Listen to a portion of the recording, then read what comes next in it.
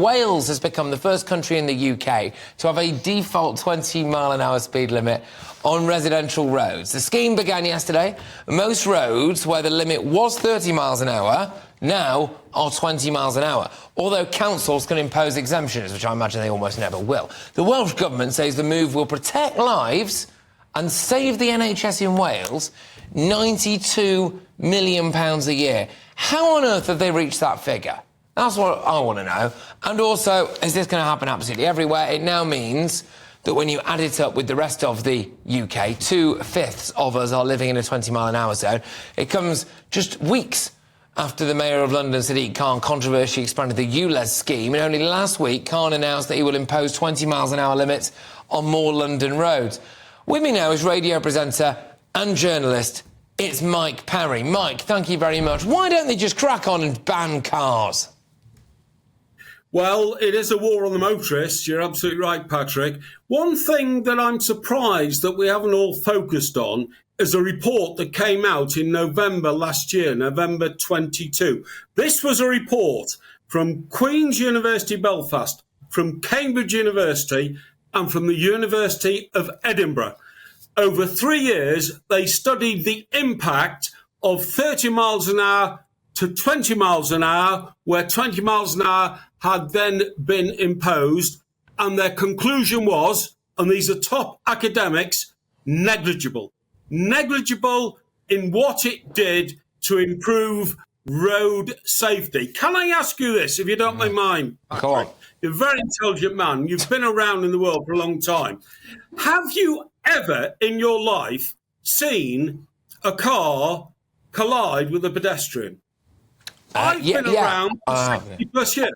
Right, well, hang on. I've been around for 60 plus years, OK? And I've never seen a car collide with a pedestrian. So when the Mayor of London, Sadiq Khan, says saving people's lives, whose lives are he saving? Because very, very, very few people in our society ever have the misfortune to get engaged with a motor vehicle on the road. It's almost non-existent. This is a money-making racket. We all know that.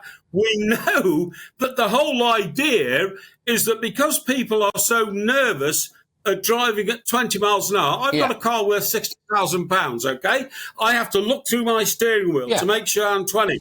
I'm more likely to hit somebody by trying to do 20. It's a racket, and I'll tell you why it's a racket, because Mayor Khan and people in Wales, where it's now been introduced, want to be able to find drivers and take money out of their wallets for going 2 or 3 miles over 20. Yeah, I agree with you on that. I can understand that if you hit someone at 20 miles an hour, they're probably going to come off a bit better than if you hit them at 30 miles an hour. I can get that, but I don't really think that's the reason why they're doing it. I agree with you. I think we're going to end up with thousands of people getting a speeding ticket for doing 22 miles an hour in a 20.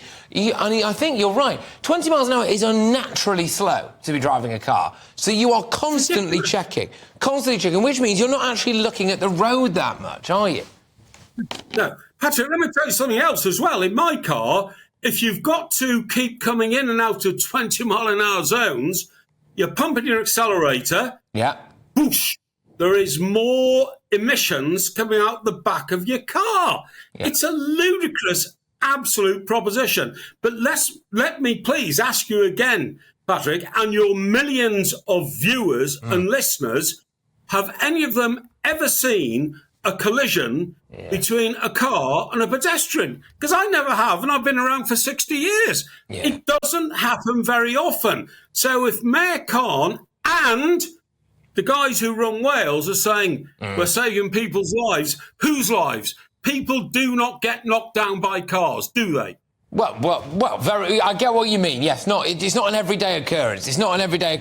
Mike, thank you very, very much. It's not an every month occurrence. It's not an every year occurrence. Well, yeah, and then you also see some of the footage sometimes that comes out that, like, TfL or whoever it is, Network Rail release, of people going and, like, playing on railway lines and stuff. And you think, sometimes it's not the driver's fault when an accident happens and it involves a pedestrian, but there we go. Mike Parry there is a radio presenter, journalist, friend of the show, friend of the channel, good lad.